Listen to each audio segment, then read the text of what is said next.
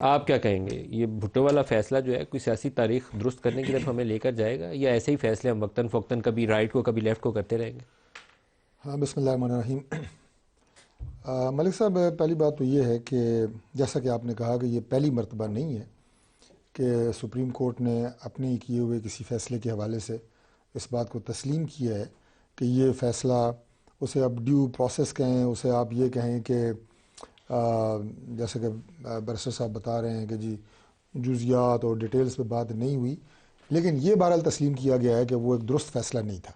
اور ذوالفقار علی بھٹو صاحب کو جائز طور پہ یہ سزا نہیں دی گئی تھی، اور یہ غلط فیصلہ تھا۔ اور اس کے ساتھ میں یہ کہوں گا کہ کسی ایک فیصلے، جب آپ قوم کی یا کسی بھی ادارے کی تاریخ دیکھتے ہیں تو جب یہ شروع ہو جائے یہ عمل کہ وہ ادارہ اپنی ماضی میں کی ہوئی غلطیوں کا اعتراف اور پھر اس کے بعد اس عزم کا اعادہ کرے کہ آئندہ اس طرح کی غلطیاں اس ادارے کی طرف سے نہیں ہوں گی، اور خاص طور پہ سپریم کورٹ آف پاکستان جیسا ایک مقتدر ادارہ، تو امید یہی کی جا سکتی ہے کہ ان غلطیوں سے سبق سیکھ کے بہتری کی طرف جائیں گے، اور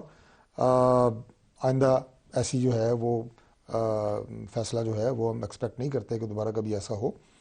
لیکن جہاں تک بات ہے ماضی قریب کی، تو جو آپ نے اشارتاً بات کی، بیرسٹر صاحب خیر اس کی جزیات کی بات کر رہے تھے، لیکن اس کا شکار ہم رہے ہیں، ماضی میں ہماری قیادت رہی ہے صرف کہ آپ کی نہیں، پی ٹی آئی میں بلے کا نشان والا فیصلہ آپ دیکھیے، آپ سیاسی جماعت ہے، سیاسی جماعت کے طور پر کبھی ایسے فیصلے کو ویلکم نہیں بھائی کرنا چاہیے۔ صاحب دیکھیں، ہر فیصلہ جو ہے، جیسے ابھی مخصوص نشستوں کی شاید آپ اپنے ابھی پروگرام مخصوص میں بھی ہے، نشستوں والا فیصلہ آئے گا سپریم کورٹ میں۔ آپ ابھی شاید اس پہ بات کریں پروگرام میں، ایک بات ہوتی ہے ایک فیصلے کی، اگر یہ ان دو باتوں کی آپ بات کر رہے ہیں، ایک ٹیکنیکل ریزن ہے، ایک اس کی پولیٹیکل سائیڈ ہے۔ اب ٹیکنیکل ریزن یہ ہے کہ اگر میں اپنی جماعت کی جو الیکشن کمیشن میں رجسٹرڈ ہے، اگر اس کے لوازمات پورے نہیں کرتا تو ٹیکنیکلی میں وہاں سے ناک آؤٹ ہو جاؤں گا اور میری جماعت سے میرا نشان چلا جائے گا، لیکن پولیٹیکلی یس آپ اسے کہہ سکتے ہیں کہ ہاں یہ بات صحیح ہے یا غلط ہے، اس میں بات ہو سکتی ہے،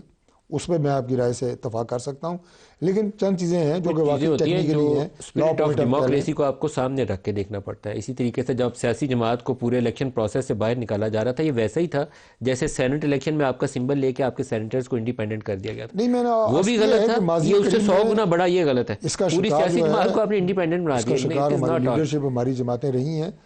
اور یہ عمل اگر پاکستان سے ختم نہیں ہوگا تو میں سمجھتا ہوں کہ